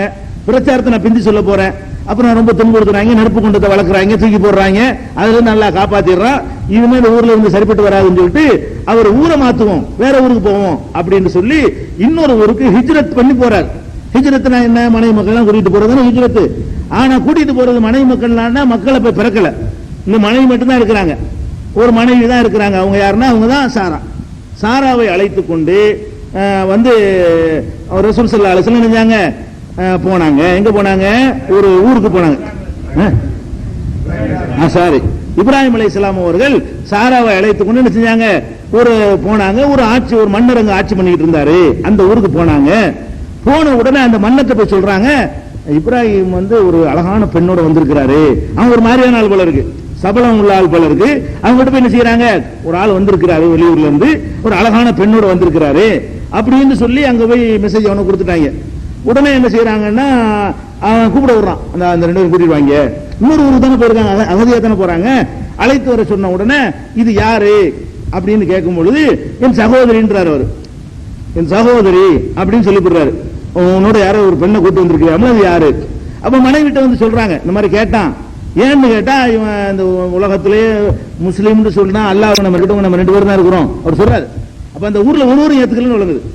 இப்ராஹிம் நபி ஏற்கனவே பிரச்சாரம் செய்த ஊர்ல ஒரு ஆள் கூட ஏத்துக்கிறாம கணவன் மனைவி மட்டும்தான் திரும்பி வர்றாங்க இன்னொரு ஊருக்கு. அவ்வளவு பிரச்சனை ஹிஜ்ரத் பண்ணி வர்றாங்கன்னு ஹதீஸ்ல வருது. ஹிஜ்ரத் எப்ப பண்ணுவாங்க, பிரச்சாரம் பண்ணி அது எடுபடாம போய் வாழ முடியாத நிலையில வர்றதுக்கு பேர் தான் ஹிஜ்ரத். சும்மா சுற்றுலா போலவங்க ஹிஜ்ரத் பண்ணி போகும் பொழுது நல்லவர்களை எல்லாம் வெளியேற்றி தானே போகணும், ஒருவருமே இல்ல. அப்ப சொல்றாங்க இப்ராஹிம் அலைஹிஸ்ஸலாம் சொல்றாங்க, வல்லாஹி இன் அலல் அர்லி மூமினுன் கைரி வகைருக்கு, என்னை உன்னையும் தவிர ஒரு இறை நம்பிக்கையாளர் இன்னைக்கு உலகத்துல இல்ல. மனைவிட்ட சொல்றாங்க, நான் ஒருத்தர் இருக்கிறேன், நீ ஒருத்தி தான் இருக்கிற. அப்ப 2 பேர் தான் நம்ம இருக்கிறோம். எல்லா மூமினும் சகோதரன் தானே, மூமின் தான் சகோதரன் தானே. அந்த அடிப்படையில் நான் உன்னை சகோதரன் சொல்லி இருக்கிறேன், நீ அதே மாதிரி வச்சுக்க. ஏன்னு கேட்டா இவனால் ஏதாவது இடைஞ்சல் வந்துடக்கூடாது நமக்கு அப்படின்னு சொல்லி சகோதரின்றாங்க. ஏன்னா கணவர்னு சொன்னா என்ன செய்வான்னு கேட்டா காலி பண்ணிட்டு அனுபவிக்க பார்ப்பான். கணவர்னு சொல்லும் பொழுது அவனை காலி பண்ண முதல்ல அப்படிங்கிற மாதிரி பிரச்சனை வரும். சகோதரின்னு சொல்லக்கூடிய நேரத்தில் அவருடைய உயிருக்கு பாதுகாப்பு வராது, ஆபத்து வராது. அந்த மாதிரியான ஒரு அடிப்படையில் சொல்லிட்டு அவங்க சொல்லிவிடுறாங்க. அதுக்கப்புறம் அந்த பெண்ணை இழுத்து வாருங்கள் அப்படின்னு சொல்றான். அவங்க போகும்போது என்ன செய்யறாங்க, நீ இறைவன் துவாசி ஒரு கேடு வராது, இறை தூதரா இருக்கிறனால தைரியம் அனுப்பி வைக்கிறாங்க. அல்லாஹ் வந்து காப்பாத்துறேன்னு சொல்லியிருப்பான். நீ போ தைரியமா இரு, அல்லாஹ்ட்ட பிரார்த்தனை பண்ணு, அவனால அவன் நெருங்க இயலாது. அது மாதிரி அவன் நெருங்க முயற்சி பண்ணும் பொழுது அவர்கள் அழுது பிரார்த்தனை செஞ்ச காரணத்தினால அவனால் தொட முடியல. திரும்பி திரும்பி முயற்சி பண்றான். அதுல வந்து ரொம்ப அவனுக்கு பல ஒரு ஹதீஸ்ல காலை எடுத்து வைக்க முடியல, கால் நகர மாட்டேங்கிற ஒரு ஹதீஸ் இருக்கிறது. கையை நீட்ட முடியல என்றும் ஒரு அறிவிப்பு இருக்கிறது. இது முஸ்லிம்ல கையை நீட்ட முடியல என்று இருக்குது. புகாரியில வரக்கூடிய அறிவிப்புல கால் எடுத்து வைக்க முடியவில்லை, அவ்வளவு கஷ்டப்படுறான். அப்புறம் பார்த்தா என்னமோ ஒரு இடைஞ்சல், இது நம்ம தொடக்கூடாது போல இருக்கு, இன்னும் ஒரு மறைமுகமான சக்தி இருந்து ஆட்டி படைச்சிட்டு இருக்குன்னு சொல்லிட்டு இந்த சைத்தானை கொண்டு போங்கடான்றான். அப்படின்னு சரி சைத்தானை கூட கூட்டிட்டு வந்திருக்கிறீங்க அப்படின்னு சொல்லிட்டு இருக்கிற ஆள்கிட்ட சொல்லி என்ன செய்யறான், அனுப்பி விட்டான். ஒன்னும் பண்ணல. அனுப்பி விடும்போது என்ன பண்றான்னு கேட்டா, அவங்கிட்ட இருந்த அந்த காலத்துல அடிமை பெண்கள் இருந்தாங்க. அடிமை பெண்களை வைத்துக் கொள்வது அந்த கால வழக்கமா இருந்துச்சு. அவன்கிட்ட இருந்த அடிமை பெண் தான் ஹாஜராங்கிறவங்க. இந்த ஹாஜரா என்ற அடிமை பெண்ணையும் கொடுத்து அவன் அனுப்பி வைக்கிறான். ஹாஜராவுடைய அவங்கள இன்னொரு மனைவிங்கிற இப்ராஹிம் நபிக்கு அவங்க வந்து ஏற்கனவே அடிமையா இருக்கிறவங்க. இந்த மன்னன்ட்ட வந்து அடிமையா இருக்கிறாங்க. அந்த அடிமையா இருந்த ஹாஜராவை என்ன செய்யறான், கூட இந்த கூட்டிட்டு போங்க, துணைக்கு மூட்டிட்டு போனி, உனக்கு துணைக்கு வேண்டாம் வச்சுக்கிட்டு போ, இனிமே இந்த சங்காத்தமே வேணான்னு சொல்லிட்டு அனுப்பி விட்டுறான். இதான் நடந்த இது எங்க இருக்குன்னு கேட்டா சஹீஹுல் புகாரியில 2217, 2635, சஹீஹ் முஸ்லிம்ல வந்து 4371, இன்னும் புகாரியில பாத்தீங்கன்னா 6950, நிறைய விரிவா இருக்கு சம்பவம். 6950, அதே மாதிரி 5084, 3358, அதே மாதிரி 3361, இவ்வளவு இடங்கள்லையும் இந்த மனைவி சம்பந்தப்பட்ட விஷயம். அதுல என்ன வரும்னா வந்து சில அறிவிப்புகள்ல என்ன வரும்னா ஹாஜர்னு ஆவண்ணா போட்டு வரும் அலிஃப். சில அறிவிப்புகள்ல ஹாஜர்னு வரும். அதான் ஹாஜராங்கிற மாதிரி இல்ல, ஹாஜரா கிடையாதானா. நம்ம சில நம்மளுக்கு என்ன பண்ணி விட்டாங்கன்னு கேட்டா ஹாஜரா அம்மான்னு நம்ம எல்லாரும் சொல்லுவாங்க. ஹாஜர் அம்மான்னு யாருமே சொல்ல மாட்டாங்க. எப்படி நம்ம பழக்கம் வச்சிருக்கிறோம், ஏன்னா பெண்பால்னா ஒரு அந்த இது வரணும். பாத்திமா ஆயிஷான்னு சொல்லுவோம், அந்த தேவை ஒண்ணு வந்தா தான் என்ன செய்யும், பெண்பாலை காட்டும்னு சொல்லுவாங்க. அது உங்க அரபு மொழிக்கு, அந்த மொழியில வந்து அது அந்த சட்டம்லாம் கிடையாது. அவங்க ஹாஜர் தான் அவங்க பேர், ஹாஜரா பேர் கிடையாது. ஆனா பெரும்பாலான ஆளுக்கு என்ன செய்யறாங்க, பேர் வச்சாலும் அந்த அம்மாவை நினைவுபடுத்தி கொண்டு பேர் இப்படி வைக்கிறாங்கன்னா ஹாஜரா அம்மாள் அந்த ஆவண போட்டு வைக்கிறாங்க. ஹாஜர் தான் நம்மளுடைய பேர் என்ன, ஹாஜர் அல்ல ஹாஜர். ஹாஜர்னு ரசூலுல்லாஹ் தான் சொல்றாங்க, ஹாஜர் என்றும் ரசூல் ஸல்லல்லாஹு அலைஹி வஸல்லம் சொல்றாங்க. அப்ப ஹாஜர்ங்கிற பெண்ணை கொடுத்தான், ஹாஜர்ங்கிற பெண்ணை கொடுத்தான் என்று வருகிறது. நீண்ட நெடுங்காலமா இந்த அம்மாவுக்கு குழந்தை இல்லாம இருந்துச்சு சாராவுக்கு. அதனால இந்த அடிமை பெண்ணை நீங்களே கல்யாணம் பண்ணிக்கிறீங்கன்னு சொல்லி நினைச்சிட்டாங்க. குழந்தைக்காக வேண்டி தனக்கு குழந்தை இல்லைங்கிறதுனால அவங்க இரண்டாவது மனைவியாக சாராவை என்ன பண்ணி ஹாஜரான்னு நமக்கு வருது பாருங்க, பழக்கத்தில் உள்ளது. ஹாஜர் அம்மாவை என்ன செஞ்சிட்டாங்க, அவங்க அந்த ஹாஜர் அம்மா வழியா தான் இஸ்மாயில் நபி பிறக்கிறாங்க. இஸ்மாயில் அலைஹிஸ்ஸலாம் இதெல்லாம் ஹதீஸ்கள்ல புகாரியில முஸ்லிம்ல வரக்கூடிய ஹதீஸ்கள்ல இருந்து இவ்வளவு வரும் தெரிஞ்சுக்கலாம். வேற வேற லைஃபான ஹதீஸ்கள் முழுக்க போக வேணாம். புகாரி முஸ்லிமுடைய நூல்களில் உள்ள ஹதீஸ்கள்லயே இதுகளை தெரிஞ்சுக்கலாம். இது வந்து அவருடைய மனைவி, ரெண்டு பேருமே உண்மை. சாராங்கிறதும் உண்மை, ஹாஜர் என்பதும் உண்மையான பெயரு. அது கரெக்டா சொல்லிட்டு இருக்கிறாங்க. அது வந்து ஓகே. அடுத்தது அவருடைய சந்ததிகள் வேற ஆளுக்கு சந்ததி நமக்கு கிடைக்கல. இவரை பொறுத்த வரைக்கும் அவருடைய புள்ள குட்டிகள் எல்லாம் அல்லாஹ் சொல்லி காட்டுகிறான். என்ன சொல்றான்னு கேட்டா, வஹப்னாலஹு இஸ்ஹாக் வ யாக்கூப், அவருக்கு இஸ்ஹாக்கையும் யாக்கூபையும் நம்ம என்ன செஞ்சோம், அன்பளிப்பாக கொடுத்தோம். அல்லாஹ் சொல்லி காட்டுறான். இஸ்ஹாக்கையும் கொடுத்தோம், யாக்கூபையும் கொடுத்தோம். அப்படி பார்த்தோம்னா யாக்கூப்ங்கிறது வந்து மகமார் தெரியும். ஆனா யாக்கூப் பேரன். யாக்கூப் யார், இப்ராஹிம் நபிக்கு பேரன். இப்ராஹிம் நபியுடைய மகன் இஸ்ஹாக், இஸ்ஹாக்குடைய மகன் யாக்கூப். பேரப்பிள்ளைய மகன் மாதிரி சொல்வது வந்து வழக்கத்தில் உள்ளது, இன்னைக்கு உள்ளது, அன்னைக்கு உள்ளது. ரசூல் ஸல்லல்லாஹு அலைஹி வஸல்லம் தன்னை பத்தி எப்படி சொல்லுவாங்கன்னு கேட்டா, அந்த கலிமா சொல்லும் பொழுது தபால் எழுதும் போது தான் முஹம்மது அப்துல்லான்னு சொல்லுவாங்க. மற்ற நேரங்கள்லாம் என்ன சொல்லுவாங்கன்னு கேட்டா அனபுன் அப்துல் முத்தலிப் தான் சொல்லுவாங்க. நான் அப்துல் முத்தலிப் மகன்டா, என்னடா சொல்றீங்க அப்படின்னு கேட்பாங்க. பாட்டனார் பேரை தான் என்ன செய்வாங்க, அப்துல் முத்தலிப் பேரன்னு சொல்லாம நான் அப்துல் முத்தலிபுடைய மகன், ஆனா நபியும் லாக்கதி அனபுன் அப்துல் முத்தலிப்னு நினைச்சிருக்காங்க. போர்க்களங்கள் எல்லாம் கூட நான் பொய் இல்லை, உண்மையிலே நபியாக வந்திருக்கிறேன், அப்துல் முத்தலிபுடைய மகன் வந்திருக்கிறேன் என்றெல்லாம் ரசூல் ஸல்லல்லாஹு அலைஹி வஸல்லம் போர்க்களத்தில் முழங்கி இருக்கிறார்கள் என்று பார்க்கும் பொழுது இந்த பேரனை மகன் என்று சொல்ற அடிப்படையில் சொல்லப்பட்டிருக்கிறது. அவருக்கு வந்து இஸ்ஹாக், யாக்கூபு இவங்க எல்லாம் பிள்ளைகளா இருந்திருக்காங்கன்னு வருகிறது. அதே மாதிரி வமின் துர்ரியத்திஹி தாவூது வ சுலைமானு அய்யூபு யூசுஃபு மூசா வ ஹாரூன், அவருடைய வழித்தோன்றல் தான் போட்டு போயிரும். இப்ராஹிம் நபியுடைய வழித்தோன்றல்களை சொல்லும் பொழுது நேரடி பிள்ளை இல்ல, இந்த எல்லாருமே அவர் செஞ்செல்லாம் வர்றாங்க. தாவூது, சுலைமானு, அய்யூபு, யூசுஃபு, மூசா, ஹாரூன் எல்லாருமே யாரு, அவருடைய வழித்தோன்றல்கள் உள்ளவர்கள் என்று அதே ஆயத்தில் தொடர்ந்து 6வது அத்தியாயத்தில் 84வது வசனத்தில் அல்லாஹ் சொல்லி காட்டுகிறான். அதே மாதிரி வந்து இன்னொரு அத்தியாயத்தில் அவங்களுடைய சந்ததிகளை சொல்லும் பொழுது இவங்க மனைவி மக்கள் எல்லாம் சேர்ந்து வந்துடுறாங்க. அப்புறமேல அவருடைய பிரச்சாரத்துக்கு போகணும். பிரச்சாரம் தான் முக்கியமானது, அதெல்லாம் படிப்பின இருக்கிறது. இருந்தாலும் வரலாறுல என்னென்ன கிடைக்குதோ அதெல்லாம் தெரிஞ்சுக்கணும்ல, அதுக்காக தான் இந்த விவரங்கள். 11வது அத்தியாயத்தில் 69 இருந்து 75 வரைக்கும் உள்ள வசனங்கள்ல இப்ராஹிம் அலைஹிஸ்ஸலாத்து வஸலாம் அவர்களுக்கு பிள்ளைகள் அந்த எப்படி எல்லாம் எந்த காலகட்டத்தில் அந்த குழந்தை பிறக்குது என்ற செய்திகள் சொல்லுகிறான். எப்படி சொல்றான்னு கேட்டா, வலம்மா ஜாஅத் ருசுலுனா இப்ராஹிம் பில் புஸ்ரா, நமது தூதர்கள் தூதர்கள் மாணவர்கள் மலக்குகள் இப்ராஹிம் அலைஹிஸ்ஸலாம் அவர்களிடத்தில் நற்செய்தி கொண்டு வந்த பொழுது காலு சலாமா, அவர்கள் சலாம் சொன்னார்கள். கால சலாம், அவரும் சலாம் சொன்னார். ஃபமா லபிஸ அன் ஜாஅ பி அஜ்லின் ஹனீத், சற்று நேரம் செல்வதற்குள்ள குறிக்கப்பட்ட அந்த காளை கன்றை கொண்டு வந்தார். விருந்தாளி வந்துட்டாங்கல்ல, மாணவர்கள் வர்றாங்க செய்தி சொல்றதுக்கு. என்ன செய்தி? புள்ள இல்லாம இருக்கு இத்தனை வருஷமா, இப்பதான் உனக்கு புள்ள தர்றதா அல்லாஹ் சொல்லி விட்டுருக்கான் அப்படின்னு செய்தி சொல்ல வந்தா மாணவர்னு அவருக்கு தெரியல. சலாம் சொன்னு சரி அவ்வளவு சலாம் சொல்லிட்டு விருந்தாளியில வந்திருக்கிறாங்கன்னு அவசர அவசரமா போய் ஒரு இளங்கன்றை பொறிச்சு ஒன்னாந்து வைங்க கொடுக்கிறாரு. கொடுத்த உடனே பலம்மாரா ஐதீகம் லாத்தசிலு இலகி, அவருடைய கை அதன் பக்கம் நீளாததை, நீள மாட்டேங்குது. நம்ம சாப்பிடுற மனுஷனா தான் நீள, மாணவரா இருந்தாலும் நீளவில்லை. கண்ட பொழுது என்ன செய்யறாங்க? நக்கிரகும், ஆஹா என்ன புது ஆட்களா இருக்கிறாங்க, சாப்பாடு வைக்கணும் சாப்பிட மாட்டாங்க, அறிமுகம் இல்லாத ஆட்களாக இருக்கிறாங்க அப்படின்னு சொல்லி அவுஜ சமீன் ஹீபத்தன், அவர்களை பற்றி ஒரு அச்ச உணர்வு கொள்கிறார். வேற எதுக்கு வந்திருப்பாங்களோ, கொன்றுக்கு வந்திருப்பாங்களோ, பிளானா இருக்கும் உள்ளுக்குள்ள என்ன செய்யறாரு? சாப்பிட மாட்டேங்கிறாங்க, பயப்படுறாரு, என்னமோ ஒரு பயப்படுறாரு. அப்ப என்ன செய்யறாங்கன்னா காலு தகவ், பயப்படாத, அவர்கள் சொன்னார்கள் பயப்படாத, இன்னா உர்சில்னா இலா கௌமி லூத், லூத் சமுதாயத்தை அழிக்க நாங்கள் வந்திருக்கிறோம். போற வழியில இவர் பார்க்க வர்றாங்க. லூத் நபியுடைய சமுதாயம் அநியாயம் பண்ணிட்டு இருக்கிறாங்க. அங்க போகும்போது உனக்கு ஒரு செய்தி நல்லது சொல்லிவிட்டு அங்க போய் அழிக்க சொல்லிருக்காங்க. உனக்கு ஒரு மெசேஜ் இருக்கு, அதை கொடுத்துவிட்டு நாங்க வந்த வேலை வேற, அங்க போய் கொண்டிருக்கிறோம். இன்னா உர்சில்னா இலா கௌமி லூத், லூத்துடைய சமுதாயத்தை அழிக்க நாங்கள் அனுப்பப்பட்டிருக்கிறோம் அப்படின்னு சொன்ன உடனே வம்ராத்துஹு காயிமத்துன், அப்ப அவங்களுடைய மனைவி அங்க நின்று கொண்டிருக்கிறார்கள். ஃபலஹிகத், அவர்கள் சிரிக்கிறார்கள். எதுக்கு சிரிக்கிறாங்க? சம்பந்தம் இல்லாம தெரியும், குர்ஆனை படிச்சீங்கன்னா லூத் அழிக்க போறோம்னு எதுக்கு சிரிக்கணும்? சிரிக்கதான் செய்வாங்க. ஏன்னு கேட்டா அவங்க செஞ்ச அக்கிரமத்துக்கு வந்து பெண்களுக்கு வாழ்க்கையில ஆகி விட்டாங்க. அவங்க ஓரின சேர்க்கை ஈடுபட்டதுனால பெண்களுக்கு என்ன இல்ல, குடும்ப வாழ்க்கை இல்ல, பெண்களுக்கு இந்த வாழ்க்கை இல்லாம நாசமாகிட்டு இருக்கிறாங்க. அவங்க அழிகிறாங்க என்பது நம்ம அம்மாவோட சந்தோஷம். ரொம்ப சிரிக்கிறது, உங்களுக்கு ரொம்ப சந்தோஷம் என்ன செய்யுது? அம்மா சிரிக்குது, அழிக்க போறீங்களா, ரொம்ப நல்ல வேலை செய்யறீங்க, இப்ப நிம்மலாச்சு மொபைல் வீடியோ காலம் வரட்டும், நீங்க தொலைஞ்சு போகட்டும் அப்படின்னு சொல்லிட்டு வம்ராத்துஹு காயிமத்துன் ஃபலஹிகத், அங்கே நின்று கொண்டிருந்தவருடைய மனைவி வந்து சிரித்தார்கள். ஃபபஷர்னாஹா பி இஸ்ஹாக, இஸ்ஹாக்கை பற்றி அவருக்கு நற்செய்தி கூறினோம். வமிமராய் இஸ்ஹாக யாக்கூப், இஸ்ஹாக்கு அப்புறம் யாக்கூபை பத்தியும் நற்செய்தி சொல்லிட்டோம். இஸ்ஹாக்கு மட்டும் நற்செய்தி சொல்லல, இந்த இஸ்ஹாக் என்ற புள்ள பிறக்க போகுது. அது மாத்திரம் இல்ல, இந்த இஸ்ஹாக்கு கல்யாணம் பண்ணி இளைஞராகி அவரும் ஒரு பிள்ளையை பெற்றிருப்பாரு, அதுக்கு பேர் யாக்கூப்.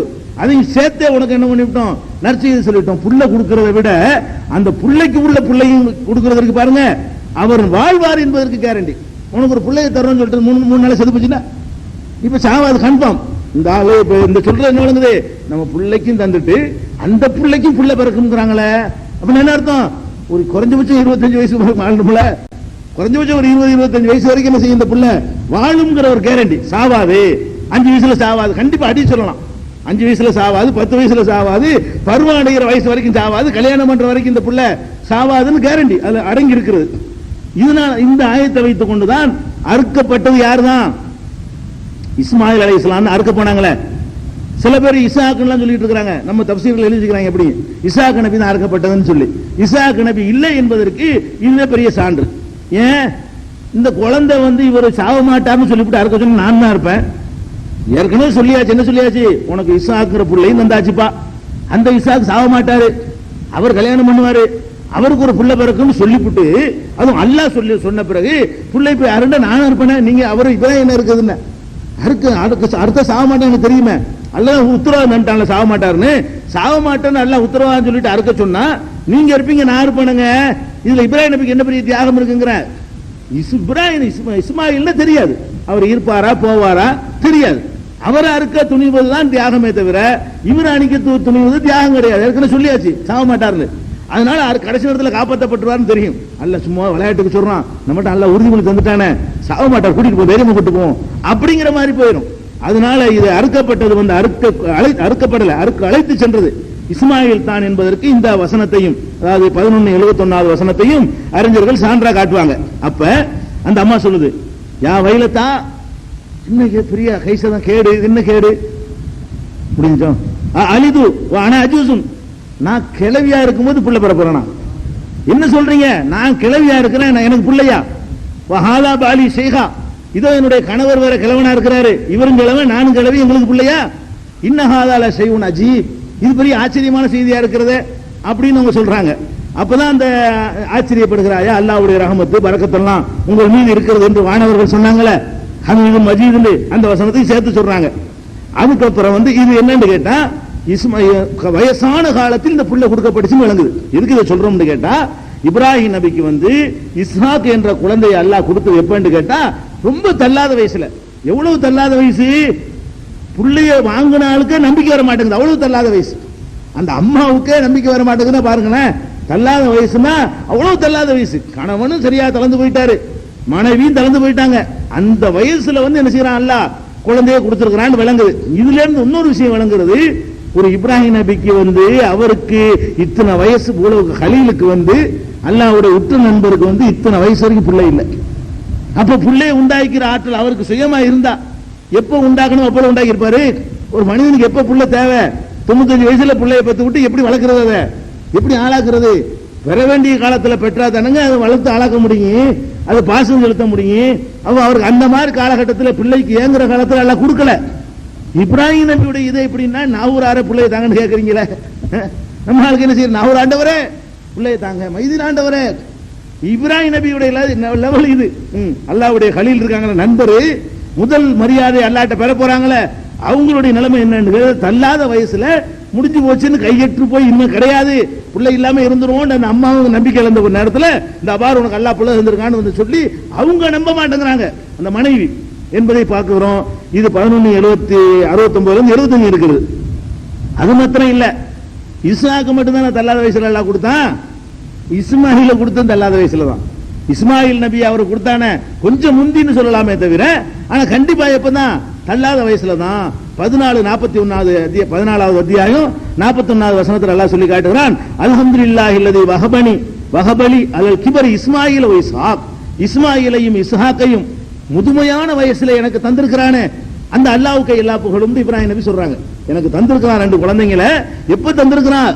அலல் கிபரி, என்னுடைய முதுமை வயசுல, என்னுடைய கிளப்பருவத்திலே தந்திருக்கிறான் அல்லாஹ் அப்படின்னு சொல்லி இப்ராஹிம் நபி சொன்னதாக 14:39 இருக்கிறது. 14:39 41 வரைக்கும் உள்ள வசனங்களை படிச்சீங்கன்னு சொன்னா, இப்ராஹிம் நபிக்கு இஸ்மாயில் நபி பிறந்ததும் வயசான காலத்துல தான், இஸ்ஹாக் நபி பிள்ளையா பிறந்ததும் வயசான காலத்துல தான். அந்த பிள்ளையும் இல்லப்பா, பிள்ளையே இல்லாம இருந்திருக்காரு பாருங்க. தள்ளாத வயசு வரைக்கும் பிள்ளையே இல்ல, கொஞ்சம் கூட தளர்ந்துடல. நமக்கு பிள்ளை இல்லைன்றவன நாட்டியனா போயிடுறான், தராக போய் பாக்குறான், அதுவும் இல்லைன்னா போங்கடா அல்லாவது உள்ளாதுன்னு சொல்லிட்டு அவன் அப்படி போயிடுறான். இவருக்கு என்ன உறுதின்னு பத்தியலா? 95 நான் சொல்லிட்டு இருக்கிறேன். அந்த காலத்துல எத்தனை வயசு எல்லாம் கொடுத்தானோ, அந்த காலத்துல 300 வயசு கொடுத்திருந்தான்னா ஒரு 200 வயசுல கிழவனாவாங்க. அவருக்கு என்ன வயசு எல்லாம் கொடுத்தானோ அந்த வயசுல தள்ளாத வயசு அடைகிற காலம் வரைக்கும் புள்ள இல்லாம இருந்தும் கூட அந்த ஸ்டடி 2 பேர் மட்டும் தனியா இருந்து கொண்டு எந்த ஒரு சந்தோஷம் வாழ்க்கையில் இல்லை, எங்க பிள்ளைலாம் இல்லைன்னா எந்த ஒரு சந்தோஷமும் இல்லாம அதனால விரக்தி அடைஞ்சிட்டார் அவரு. அதனால கொள்கையில கொஞ்சமா தளர்ந்துட்டார கிடையாது, இன்னும் உறுதியா நின்றார். அல்லாஹ் மேல அவ்வளவு நம்பிக்கை வைத்துக் கொண்டு அத புள்ள நாடனா தருவான், நாடாட்டி விடு, ஓ கேட்டாச்சு மெடிசன் போட்டாச்சு நினைச்சா தருவான், இல்லைன்னா அதுல ஒரு கயிறு இருக்கும் போயிட்டு இருக்கணும். குழந்தைல ஆடி போயிடக்கூடாது, அல்லாஹ் தருவான், இல்லைன்னா நன்மை இருக்கும். இப்ராஹிம் நபி எடுத்துக்கொண்டார்கள். அந்த ஒரு பாடமும் நமக்கு இருக்கிறது. அதே மாதிரி இதுல கூட சொல்லுவாங்க, அது அவருக்கு முடியும், அவர் நினைச்சிருந்தா குழந்தை உண்டாக்கி இருக்க முடியும், அவரா லேட் பண்ணிக்கிட்டாரு, அதுக்காச்சும் நீங்க அவருக்கு சக்தி இல்லைன்னு சொல்ல முடியுமா அப்படின்னு யாராவது கேட்பாங்க. அதுக்கும் பதில் இருக்குது. 15வது அத்தியாயம் 55வது வசனத்துல எல்லாம் சொல்லி காட்டுகிறான். இந்த நற்செய்தி சொல்றாங்கல்ல வானவர்கள் போய், இந்த அம்மா தானே ஆச்சரியப்பட்டாங்க, இதுல அவர் ஆச்சரியப்படுறாரு. அவருக்கு நம்பிக்கை இல்லை, அதாவது இந்த அம்மாவுக்கு தான் நம்பிக்கை இருந்தாங்க இல்ல, இவருக்கே நம்பிக்கை இல்லை. என்ன சொல்றாங்கன்னு கேட்டா, லா தௌஜல், இப்ராஹிம் பயப்படாத, நீ பயப்படாத, நாங்க வேற வேலைக்கு வந்திருக்கிறோம். இன்னானு பஷீருக்கு பி குலாமின் அலீம், அறிவுடைய ஒரு ஆண் குழந்தையை பற்றி நற்செய்தி சொல்கிறோம் அப்படின்ற உடனே கால இப்ராஹிம் நபி சொல்கிறார், அபஷர்து மூனி அலா அன் மசனியல் கிபரு, எனக்கு முதுமை வந்த பிறகு எப்ப எனக்கு நற்செய்தி சொல்றீங்களா? நான் கிழவனான பிறகு எனக்கு நீங்க நற்செய்தி செய்றீங்களா? ஃபபிமத்து பஷீரூன், எந்த அடிப்படையில் சொல்கிறீர்கள், எப்படி நம்புறது இத? அவர் கேட்கிறாரு. அப்ப அவருக்கு அந்த நம்பிக்கை அற்று போய் இருந்திருக்கிறார், அவருக்கு தெரியாது. தனக்கு இந்த மாதிரி ஒரு குழந்தை இத்தனை வயசுல பிறக்கும் என்ற விவரமாச்சும் தெரிஞ்சிருந்தா கேட்டிருக்க மாட்டாரு. அதான் ஆல்ரெடி எனக்கு தெரியுமாப்பா, என்ன பெருசு பூசை சொல்ல வந்துட்டீங்க அப்படி கேட்டிருக்கணும்ல அவரு. இதான் எனக்கு தெரியுமே, தள்ளாத வயசுல குழந்தை தரும் ஏற்கனவே சொல்லியிருக்கிறானே அப்படின்னு சொல்லியிருக்கேன்னு. குழந்தை பெறுங்கிற செய்தி அவருக்கு தெரியவும் செய்யல, அந்த சக்தியும் இல்ல. தனக்கு தள்ளாத வயசில் ஒரு குழந்தை உருவாகும் என்ற ஒரு தகவலையாச்சல் சொல்லியிருந்தானான்னு கேட்டா அந்த தகவல் இப்பதான் ஃபர்ஸ்ட் அவருக்கு சொன்னவன் என்ன கேட்கிறாரு, என்ன ஆதாரத்தில் நீ சொல்ற, எப்படி நான் நம்புறது அப்படின்னு உடனே அவங்க திருப்பி சொல்றாங்க, காலு பஷர்னா கபில் ஹக், மெய்யாகவே உனக்கு நற்செய்தி சொல்கிறோம், பலா தக்குமினல் காணித்தீன், நம்பிக்கை இழந்தவர்களில் சேர்ந்துராத, நம்பிக்கை இழந்துராத, சொல்றது உண்மைதான் என்று இப்ராஹிம் நபிக்கு அவங்க ஆறுதல் கூறினார்கள் என்பதை 11வது அத்தியாயம் 53, 54, 55 ஆகிய வசனங்கள்ல பார்க்கிறோம். இதே மாதிரி இந்த குழந்தைகள் கொடுத்ததெல்லாம் எப்ப அல்லாஹ் கொடுத்தாங்கிறது தெரிஞ்சுக்கணும். எப்ப கொடுக்குறான் தெரியுமா? இவர் பிரச்சாரம் பண்ணி ஒருத்தன் கேட்காம போய் இனிமே இந்த ஊர்ல இருக்க லாயக்கு இல்லைன்னு ஊரை விட்டு வெறுத்து போய் ஒதுங்கி ஊரே வேணான்னு போனார, அப்பதான் அல்லாஹ் குழந்தைய கொடுக்குறான். பிரச்சாரம் பண்ண காலகட்டத்தில் கொடுக்கல, அதையும் அல்லாஹ் சொல்லி காட்டுறான். ஃபலம்மா தஸலஹும் வமா யாபுதுன மின் தூனில்லாஹ், அவர்களையும் அவர்கள் வணங்கி கொண்டிருந்ததை விட்டவர்கள் விலகி கொண்ட பொழுது, ஒதுங்கி கொண்ட பொழுது, ஊரை விட்டு ஹிஜ்ரத் பண்ண பொழுது, வஹபனாலஹு இஸ்ஹாக வ யாக்கூப், இஸ்ஹாக்கையும் யாக்கூபையும் அவருக்கு அன்பளிப்பாக கொடுத்தோம், குல்லஞ்ச அல்னா நபியா, அத்தனை பேரையும் நபியாகவே நாம் ஆக்கியிருந்தோம் என்று அல்லாஹ் சொல்லி காட்டுகிறார். இதையும் நம்ம பார்க்கிறோம். இதே மாதிரியான கருத்தை 21, 72 வசனத்தில் நீங்க பார்க்கலாம். இதே மாதிரியான கருத்தை 29, 27 பார்க்கலாம். இதே மாதிரியான கருத்தை 37, 113 பார்க்கலாம். இதை 51, 30வது வசனத்திலையும் பார்க்கலாம். இதெல்லாம் என்னன்னு கேட்டா, இப்ராஹிம் அலைஹிஸ்ஸலாம் அவர்களுக்கு சாராண்டு ஒரு மனைவி இருந்தாங்க, இரண்டாவது மனைவி ஹாஜராண்டு வருது பாருங்க, ஹாஜர் ஒரு மனைவி இருந்தாங்க. அவங்களுக்கு நீண்ட காலமா பிள்ளை இல்ல, பிரச்சாரம் பண்ற காலகட்டம் வரைக்கும் பிள்ளை இல்ல. அதுக்கப்புறம் ஊரெல்லாம் விட்டு ஒதுங்கி இனிமே சரிப்பட்டு வராது அவங்களுக்கு எல்லாம் தண்டிச்ச பிறகு வேற ஒரு பகுதிக்கு போன பிறகு எல்லாம் என்ன செய்யறான், அவங்களுக்கு பிள்ளைய கொடுக்கறான். அந்த பிள்ளை யாரு, இஸ்மாயில் ஒரு பிள்ளை, இஸ்ஹாக் ஒரு பிள்ளை, அவங்களுடைய பேர பிள்ளை யாக்கூபு என்ற விவரங்கள் வரைக்கும் நமக்கு கிடைக்குது. இது போக இனிமே என்ன செய்யணும்னா, இப்ராஹிம் நபியுடைய பிரச்சாரம், இப்ராஹிம் நபி என்ன பண்ணினாரு, எப்படி எல்லாம் அவருடைய பிரச்சார முறை அமைஞ்சிருந்துச்சு, யார்கிட்ட எல்லாம் பண்ணினாரு அப்படின்னு சொன்னா, இப்ராஹிம் நபி வாழ்ந்த நாடு இருக்குல்ல, அந்த நாட்டில் ஒரு மன்னன் இருக்கிறான். அந்த நாடு பாலஸ்தீன் பகுதியா இருக்குன்னு அனுமானிக்கிறாங்க. ஏன்னு கேட்டா, எதை வச்சு அனுமானிக்கிறாங்கன்னு கேட்டா, லூத் நபி வரலாறு நம்ம இதுக்கு அடுத்து படிப்போம். அந்த லூத் நபி வரலாறு பத்தி எல்லாம் சொல்லும் பொழுது, அந்த லூத் சமுதாயம் வாழ்ந்தது உங்களுக்கு பக்கத்திலான இருக்குது, உங்களுக்கு நீங்க பார்த்துட்டு தானே இருக்கிறீங்க, நல்லா சொல்றான். லூத் நபி இப்ராஹிம் நபி அக்கம் பக்கத்தில் இருந்தவங்க, ஒருத்தர் சந்திச்சுக்கிட்டவங்க, அதனால இங்க அங்க போறாங்க, ரெண்டு பேர் ஒருத்தர் சந்திச்சாங்கன்னு வருது. அதையெல்லாம் வச்சு பார்த்தோம்னு சொன்னா, இப்ராஹிம் நபி அவர்கள் வாழ்ந்த பகுதி இப்ப இஸ்ரேல்ங்கிறோம்ல, இந்த பாலஸ்தீன் ஏரியா ஜெருசலம்ங்கிறோம் இல்லையா, அந்த பகுதிகளில் அவங்க வாழ்ந்திருக்க முடியும் என்று ஒரு அனுமானமா சொல்ல முடியும். ஏன்னா அல்லாஹ் அந்த ஊரை சொல்லல, அல்லாஹ்வுடைய ரசூல் எந்த ஊருன்னு சொல்லி குறிப்பிட்டு நமக்கு சொல்லப்படல. ஆனால் அங்க ஒரு ஆட்சி இருந்திருக்கிறது. அந்த ஆட்சி நம்ம வழக்கமா நம்ம கேட்போம்ல, மன்னன் நம்ரூத் என்று மன்னன் இருந்தான், அது வரும் இல்லையா, நம்ரூத் என்று ஒரு அந்த நம்ரூத்ங்கிற கதையெல்லாம் சொல்லி போய் அவன் போய் நுழைஞ்சு அவனை சாவடிச்சுலாம் ஒரு கதை சொல்லுவாங்க. அந்த பேர்லாம் போய் நம்ரூத்லாம் பேர்லாம் ஹதீஸ்ல கிடையாது, குர்ஆன்லயும் கிடையாது. என்ன இருக்குன்னு கேட்டா, ஒரு ஆட்சியாளன்ட்ட நின்றுதான் ஒரு ஆட்சி முறை அங்க இருந்திருக்குது, கொடுங்கோல் மன்னன், அவங்கிட்ட போய் பிரச்சாரம் பண்ணார் என்று திருக்குர்ஆன் சொல்லுகிறது.